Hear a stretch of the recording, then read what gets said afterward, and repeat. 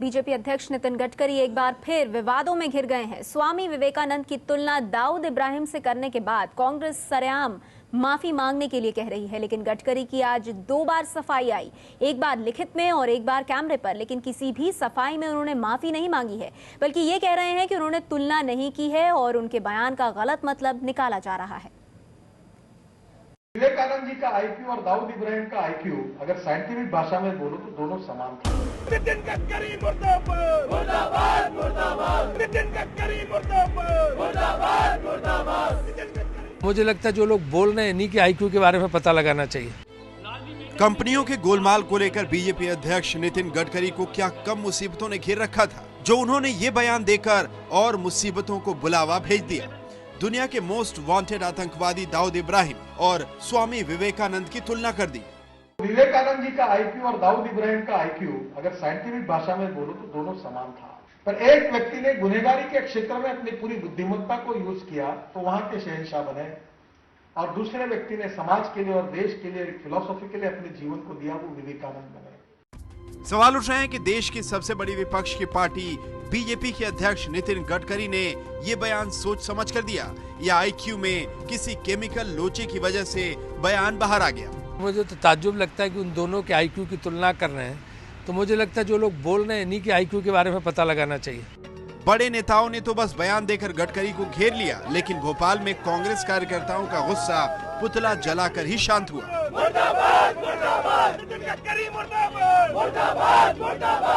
गडकरी ने ये तो ठीक समझाया कि स्वामी विवेकानंद ने देश और समाज को क्या दिया है, लेकिन उनकी तुलना दाऊद से करने की क्या सूझी, इसका जवाब नहीं मिल रहा है। हंगामा मचने के बाद गडकरी ने एक और बयान दिया। मैंने यही कहा है कि कोई अगर बुद्धि का सही उपयोग करता है तो विवेकानंद होता है, और बुद्धि का सही उपयोग नहीं करता है, अगर गलत उपयोग करता है तो इविल हो जाता है।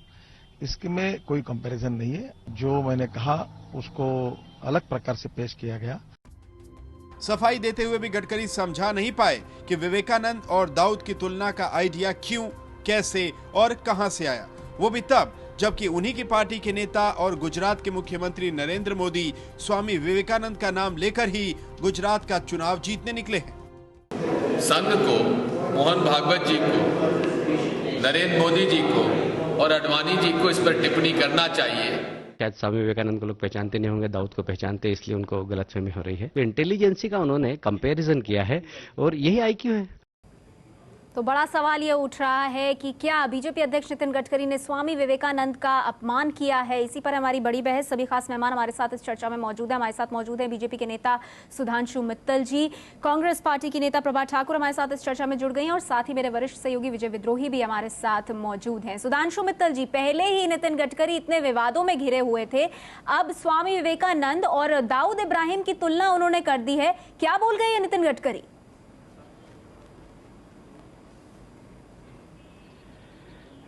देखिए नेहा जी, मुझे लग रहा है कि कहीं नितिन जी के साथ अन्याय हो रहा है।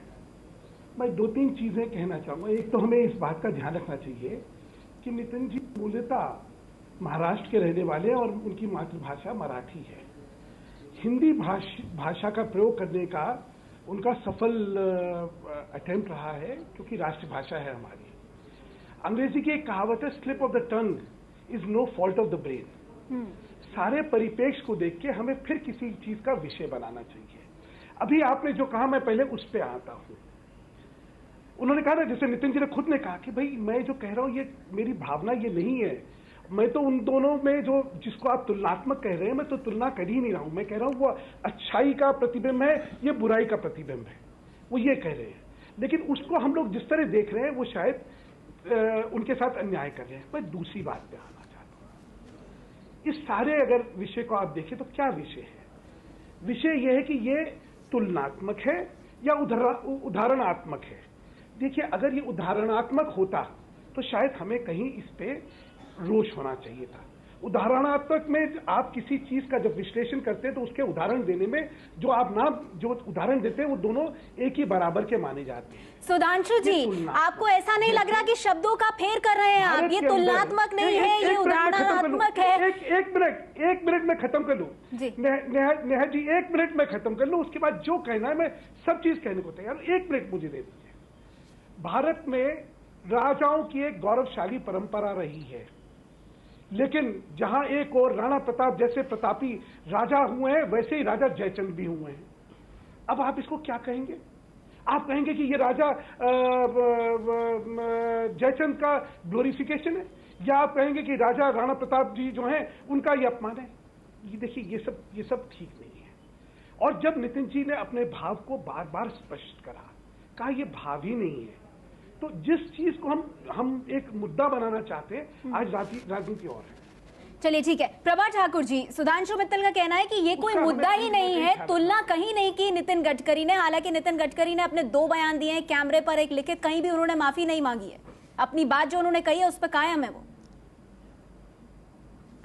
ऐसा है, सुधांशु मित्तल जी भारतीय जनता पार्टी के माननीय नेता हैं और ये वो अपने आईक्यू से इस बात को देख रहे हैं और कह रहे हैं, और हम उनसे यही अपेक्षा कर सकते हैं, क्योंकि बीजेपी की पुरानी आदत रही है कि चोरी और सीना चोरी।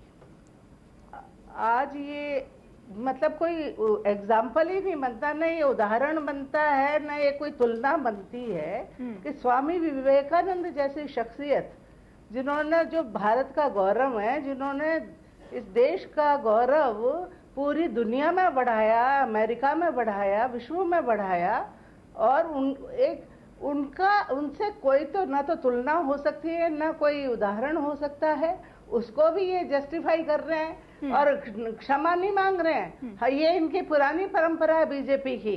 और जैसे नरेंद्र मोदी जी ने एक महिला का अपमान किया, श्रीमती थरूर का अपमान किया, और फिर उन्हें क्षमा मांगना उचित नहीं लगा, बल्कि उसको जस्टिफाई कर रहे हैं। ठीक है, आप कह रही है कि माफी क्यों नहीं मांग रही है बीजेपी? अगर इस तरह का कुछ हुआ भी है तो उस पर माफी मांग के मुद्दे को वही खत्म करे। जी ठीक है प्रभा जी, आपने अपनी बात कह दी, शर्मिंदगी प्रकट करें, माफी मांगे आप। मैं सुधांशु जी के पास इसको लेकर आऊंगी, लेकिन विजय जी, बड़ा सवाल ये उठता है कि नितिन गडकरी को ऐसा कुछ कहने की जरूरत क्या महसूस हुई, क्या सूझा उन्हें, जो वो एक तरफ स्वामी विवेकानंद का नाम लेते हैं और उसी सांस में दाऊद इब्राहिम का नाम लेके आईक्यू की बात कर देते हैं? देखिए, अगर सूझता ही तो ऐसी बात नहीं कहते। हो सकता है कि वो जो भाषा की बात है, हो सकता है वो सही हो कि भाषा, उनका हिंदी का ज्ञान कम है, लेकिन अगर ऐसा है तो आपको तुरंत माफ़ी मांग लेनी चाहिए इसी बात को लेके कि कि मैं हिंदी में बहुत अच्छी नहीं जानता, इसलिए मैंने ये बोल दिया। वो बात भी वो मानने को तैयार नहीं है। दूसरी बात यह है कि वो साइंटिफिकली कह रहे हैं कि आईक्यू वाली बात कह रहे हैं। दो चीज़ें एक साथ हो रही हैं। एक तो वो स्वामी विवेकानंद का अपमान कर रहे हैं, इतने बड़े सीजन नेता हैं, क्या उन्हें ये नहीं मालूम हिंदी का ज्ञान कम होने के बावजूद कि एक ही पलड़े में आप स्वामी विवेकानंद और दाऊद इब्राहिम को नहीं रख सकते। इसका बहुत बड़ा खामियाजा आपको उठाना पड़ सकता है। फिर आप एक बार कहते हैं स्वामी विवेकानंद का अपमान करते हैं, फिर आप कहते हैं कि शहंशाह बन गए दाऊद इब्राहिम, शहंशाह बन गए अपने क्षेत्र में। वो दाऊद इब्राहिम जो कि भारत का सबसे बड़ा दुश्मन है, सबसे बड़ा आतंकवादी, भारत ने उसको भगोड़ा बना कर रखा है, वो मोस्ट वांटेड की लिस्ट में सबसे ऊपर जिसका नाम है, उसकी तुलना कहीं ना कहीं रूप में स्वामी विवेकानंद के साथ आईक्यू के लेवल पर आप करने की कोशिश करते हैं। तो मुझे लगता है जैसा कि अडवाणी जी जब पाकिस्तान चले गए थे जिन्ना की मजार पर, और उसके बाद जो कुछ हुआ, अब ये देखने की बात है कि जिस संघ के दफ्तर में कहीं चले जाओ, स्वामी विवेकानंद की बहुत बड़ी आपको तस्वीर नजर आती है, वो इस बयान को किस रूप में लेगा। बिल्कुल सुधांशु जी, ये बहुत गले से नीचे बात नहीं उतरती। वो कहते हैं कि साइंटिफिकली ऐसा है, साइंटिफिकली वो बोल रहे हैं, फिर वो उसमें विवेकानंद का नाम ले रहे हैं, दाऊद इब्राहिम का नाम ले रहे हैं। हिंदी अच्छी हो ना हो वो अपने आप में एक बात है, लेकिन कोई भी व्यक्ति इसको समझ सकता है कि एक सांस में आप आईक्यू की बात कर रहे हैं, आप विवेकानंद का नाम लेते हैं, आप दाऊद इब्राहिम का नाम लेते हैं, दाऊद इब्राहिम को आप शहंशाह बताते हैं। इसमें बहुत ही गड़बड़ है इस बयान में, और फिर माफी भी नहीं मांगते। नहीं, देखिए, पहले हम लोग ये तय करें कि इसमें हम लोग किस विषय पे संवेदनशीलता दिखा रहे हैं अपनी। कहां पे उन्होंने कहा है कि विवेकानंद जी जो हैं अच्छे नहीं है। उन्होंने तो ये कहा विवेकानंद जी तो देश के गौरव हैं, देश के लिए उन्होंने कितना बड़ा चिंतन सामने रखा देश के लिए, और देश उन पे गर्व करता है। उन्होंने किसी भी शब्द में विवेकानंद जी का कद छोटा करा है क्या? नहीं करा। एक बात। दूसरी बात, कद छोटा नहीं किया। किसी भी शब्दों का प्रयोग में उन्होंने क्या कहा है? दाऊद इब्राहिम के समकक्ष, उसका जो कहिएगा। चलिए बोलिए। एक सेकेंड विजय जी, एक मिनट मुझे बोल लेते थे, उसके बाद आप कर लीजिएगा। दूसरा, क्या उन्होंने कहा है कि विवेकानंद जी तो बड़े आदमी थे और उतने ही बड़े आदमी जो है दाऊद इब्राहिम है? उन्होंने कभी, और उन्होंने किस परिपेक्ष में दाऊद इब्राहिम करा लिया कि बोले एक तरफ तो वो महान आदमी है और देखिए दूसरी तरफ किस निम्न कोटि का इंसान है जो अपनी बुद्धि को किस गलत काम से में इस्तेमाल करके देश का नुकसान कर रहा है। तो ये जो भाव है और जो सारी शब्दावली है, उसमें जिन चीजों पे हम लोग संवेदनशील होते जा रहे हैं और जिनको हम कह रहे हैं कि उनकी तुलना करी एक ही पढ़ने में, अरे एक कौन से पढ़ने में रखा है? कब उन्होंने कहा है कि दोनों बराबर के हैं इस देश के चिंतन में? कब उन्होंने कहा अच्छाई के चिंतन में दोनों बराबर के हैं? एक को उन्होंने कहा एक बड़ा आदमी है, एक ने देश के लिए सोचा और एक दूसरा आदमी है जिसने देश का नुकसान करा। लेकिन इसी बात को किसी और तरह भी तो वो समझा सकते थे। सुधांशु मित्तल जी, अब सुन लीजिए सर, सुन लीजिए, आपने अपनी बात कह दी, आप मेरी बात भी सुनिए। सुधांशु जी, मेरी बात सुनिए। नहीं, बड़ा सवाल यहाँ पर उठता यह है कि आरएसएस जिनकी आइडियोलॉजी की अगर हम बात करें तो वहां पर जाहिर सी बात है विवेकानंद का, स्वामी विवेकानंद का बहुत ऊंचा स्थान है। अब अगर बात कर ही रहे थे नितिन गडकरी स्वामी विवेकानंद के बारे में, तो अच्छाई बुराई के तो और भी उदाहरण हो सकते थे। स्वामी विवेकानंद की बात करना, आईक्यू लेकर आना, दाऊद इब्राहिम की बात करना और फिर अच्छाई बुराई के बारे में बताना, ये तो स्वामी विवेकानंद का अपमान हुआ ना। देखिए नहीं, स्वामी विवेकानंद को आदर्श की ओर के रूप में किसी के सामने रखना स्वामी जी का अपमान नहीं हो सकता। वो हमारे गौरव हैं, वो राष्ट्रीय गौरव है और हम सब जो लोग उनकी विचारधारा में विश्वास रखते हैं, जो उनके व्यक्तित्व को अपना गौरव मानते हैं, अपना आइडियल मानते हैं, उनके लिए तो ये कल्पना ही नहीं हो सकती कि हम स्वामी जी के अपमान में कुछ शब्द कह सके। कुछ विजय जी कहना चाहते हैं यहाँ पर, बस जोड़ना चाहते हैं, सुन लीजिए सुधांशु जी, जो आप तर्क दे रहे हैं उसके हिसाब से तो अडवाणी जी ने भी कुछ बुरा नहीं किया था। उन्होंने जिन्ना की मजार पर जाके यही तो कहा था कि जिन्ना धर्मनिरपेक्ष थे और जिन्ना के एक भाषण को जो उस समय उन्होंने, जिन्ना ने पाकिस्तान बनने के बाद दिया था, उसको कोट किया था, तो उसमें क्या गड़बड़ थी फिर? हम आज का संदर्भ क्या है, हम किस संदर्भ को किससे जोड़े, ये सुधांशु जी ने जस्टिफाई किया था। आपके हिसाब से आपका तर्क सही नहीं बैठ रहा तो आपको लग रहा है कि ये अन्याय हो रहा है। मैं प्रभा जी, लेकिन आपको नहीं लगता कि मोदी जी वाली बात होती तो शायद उस बारे में हम लोग चर्चा करते। आज जो चर्चा हो रही है वो हो रही है नितिन गडकरी जी के बारे में, एक तरफ उनके इस बयान के बारे में। एक तरफ नरेंद्र मोदी गुजरात में निकल रहे हैं इतनी शर्मनाक स्वामी विवेकानंद की बड़ी सी तस्वीर लेकर, नॉर्थ ईस्ट में आपका पूरा अभियान चलता है विवेकानंद केंद्र के नाम पर, और दूसरी तरफ आप विवेकानंद की तुलना कर देते हैं कहीं ना कहीं दाऊद इब्राहिम से। तो ये इतने बड़े समझदार आदमी के मुंह से ये जो शब्दों का चयन होता है, ये बड़ा तोलमोल के रखना पड़ता है। वो तुलनात्मक चीज है, उदाहरणात्मक चीज नहीं है। वो ये नहीं कह रहे कि दो जने अच्छे हैं और एक विवेकानंद जी है और एक दाऊद इब्राहिम है। जी सुधांशु जी, आपकी इस बात पर प्रभा जी कुछ कहना चाहती है बहुत देर से, उन्हें मौका देते हैं। जी प्रभा जी बोलिए। नेहा, मैं ये पूछना चाहती हूँ सुधांशु जी से कि वो नितिन गडकरी जी से भी पूछें और बीजेपी के नेताओं से भी कि उन्होंने कौन से वैज्ञानिक आईक्यू के तहत भारतीय जनता पार्टी के अध्यक्ष पद के उन्हें योग्य समझा आखिर, और कैसे वो उनके इस आईक्यू को सही ठहरा रहे हैं कि एक महान पुरुष, एक गौरवशाली जो भारत के एक आध्यात्मिक पुरुष हैं स्वामी विवेकानंद, उनकी कहीं तुलना, वो उन्हें तुलना के लिए और कोई नहीं मिला। एक आतंकवादी दाऊद इब्राहिम से तुलना कर रहे हैं और उसके बाद शर्मिंदगी भी नहीं उन्हें इस पे हो रही है कि कोई शर्मिंदा हो। सुधांशु जी, आप मानते हैं इस बात को कि बीजेपी अध्यक्ष नितिन गडकरी ने मुसीबतें बढ़ा दी हैं कहीं ना कहीं पार्टी की? पहले जो पूर्ति कंपनी को लेकर विवाद सामने आया, अब ये नया बयान जो सामने आया है, मुश्किलें बढ़ गई हैं आपकी पार्टी की नितिन गडकरी की वजह से। सुधांशु जी, मानेंगे इस बात को? ये भारतीय जनता पार्टी का असल आईक्यू है जो सामने आया है। उनके दो चेहरे हैं ना, असली चेहरा सामने आया है। आपने कह लिया, मैं 1 मिनट कह दूं जी। ऐसा है, आपने अभी कहा, मैं सिर्फ ये कहना चाहता हूं कि हम पूर्वाग्रहों से ग्रस्त होके चीजों को अगर देखेंगे तो हम किसी भी चीज के कुछ भी मतलब निकाल लेंगे, लेकिन ना तो यह राजनीति में उचित है, ना ही किसी चर्चा में ये उचित है कि हम पूर्वाग्रह से चलें। जिस आदमी ने जो कहा उसने अपना भाव बार बार दोबारा उसका स्पष्टीकरण करा कि नहीं, जिस भाव से आप मेरी व्यक्तित्व मेरे कथन को देख रहे हैं वो मेरा भाव ही नहीं है। और ये तुलना जिसको आप तुलनात्मक रूप से उनकी बराबरी की बात करिए तो कभी मैंने कहा ही नहीं और हो ही नहीं सकती है। ठीक है, वो ठीक है, लेकिन सुधांशु जी आप मानेंगे मुसीबतें बढ़ रही है नितिन गडकरी की वजह से पार्टी की? ये न्याय नहीं है। नहीं, ये जो पार्टी का देखिए, आईक्यू नजर आ रहा है ना, इन चीजों मैं से ये कहना चाहती हूँ पार्टी अपने आप को डिरेल महसूस करने लगेगी महात्मा तो फिर गांधी पार्टी नहीं चल सकती। वहाँ पे राजघाट पर जाके समाधि पर पुष्प चढ़ाते हैं, सिर झुकाते हैं बीजेपी के लोग, लेकिन असल में इनकी विचारधारा कुछ और है। ये उसी तरह से है। तो ये अंदर का जो इनका आईक्यू है कि असल विचारधारा इनकी क्या है, छुपा हुआ इनकी विचारधारा क्या है और वैज्ञानिक आईक्यू इनका क्या है, वो इसमें स्पष्ट हुआ है, निकल के आया है सामने।